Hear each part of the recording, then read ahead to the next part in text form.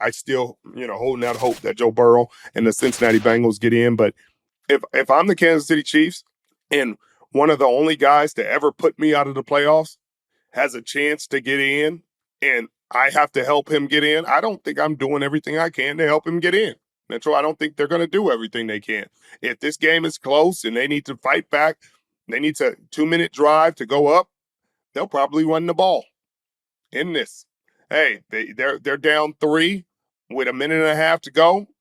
I don't even know if they run the 2-minute drill, Mitchell. I don't even know if they put Carson Wentz in the 2-minute drill with a chance to put Joe Burrow in these playoffs. And not that Joe Burrow has the team that can win it, but do you even want to chance it?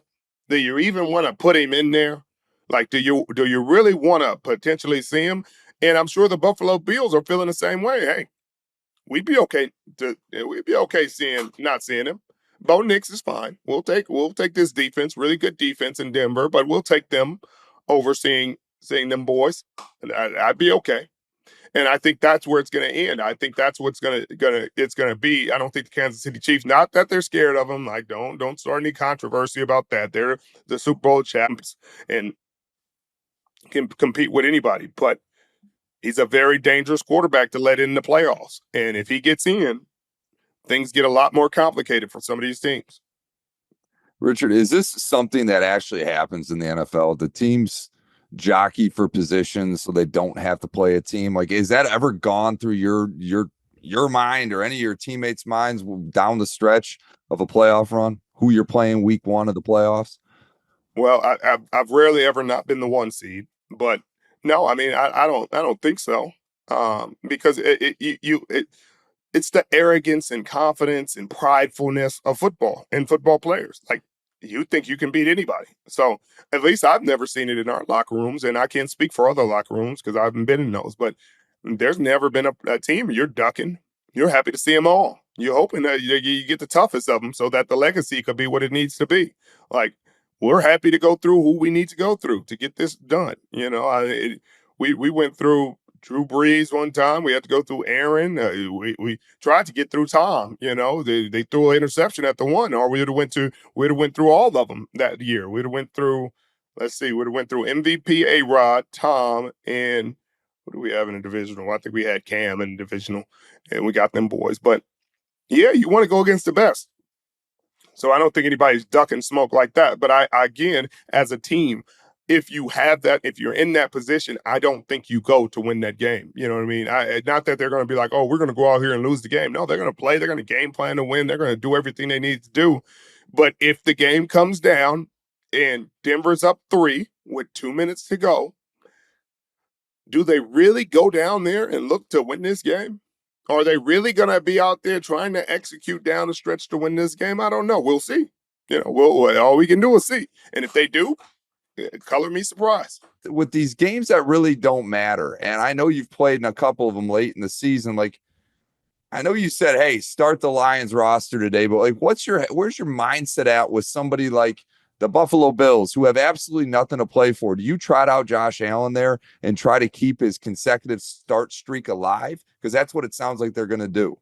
Yeah, I mean, if they got a streak like that, I'm sure you go out there and allow them to keep it alive. You don't punish a player for having a good season and team having success. I think you go out there and let them get a few snaps in, keep them safe. Easy run plays, let them hand the ball off a few times and get out of there and put your backups in and finish the game. Andy Reid, I think, is a little bit different because they know they have the bye. So sitting your starters for this week and next week, that's how things get crazy. But, Andy Reid, obviously back-to-back Super Bowls. He knows better than me. So I'm sure he'll make the best decision that he believes in. And they'll go out there. I think they'll play at least some of their guys. I think Chris Jones, who didn't play last week, if he's healthy enough to go, I think he plays at least a quarter or two, treat it like a third preseason game, maybe play a half with these guys and then let them rest the other half. You really don't care about the result of the game unless you're really that focused on the record, and I don't think they are. I think they go out there and let the guys play, let them get their feet wet, let them go through the motions, and then rest them, because you just don't want to not play football for 2 weeks and then go into the most intense game of your season in the playoffs and think it's going to be an easy game. So I that's what I think he'll do. But again, Andy Reid is a great coach, one of the greatest coaches to ever coach this game. He knows better than me. Well, Bill Belichick chimed in on this today too, and he said, if you're going to rest your six best players, how do you explain it to the rest of your team? I mean, this is not like basketball, right? Every player on this team is important, and injuries can come at any time. So if you're going to rest somebody, you might as well rest everybody. But we'll see how they handle Yeah, this. Bill, that's enough. How do you explain to them that you're paying some guys 50 million and the other guys 500,000? They understand that's how football is. Hey, why am I not getting paid the same amount as Travis Kelce? Yeah, because Travis Kelce's Travis Kelce. That's why he's getting the rest. Everybody understands that. Guys, this isn't New England. Again, everybody gets confused with the New England mentality and everybody's even. No, everybody's not even. Everybody's not created equally on these football teams. And I guarantee you, everybody on that roster fully understands who the guys are and who not the guys are, who has to play and who will not play. And I don't think they will bat an eyelash or feel any offense to it. They will say, hey, Pat, sit down. Hey, Chris, you all right? You need some water? Like, I'm going to go out here and play, but you good? I don't think they're going to have a problem with that, Mitchell. All right, Richard, back to buy or sell. The Bills are rooting for the Bengals to miss the playoffs. Buy or sell?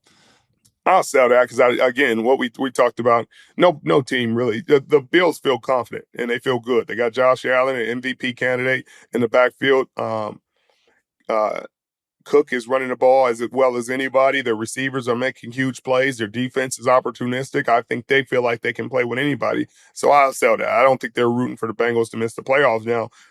If you asked them, an honest question and they had to drink truth serum, who they would rather play, the Bengals or the Broncos, I think they would say the Broncos. But, who am I? Just a humble servant.